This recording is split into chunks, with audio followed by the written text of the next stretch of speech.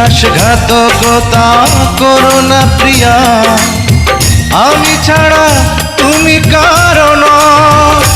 বিধি তুমি বলে দাও আমি কার, দুটি মানুষ একটি মনের দাবিদার।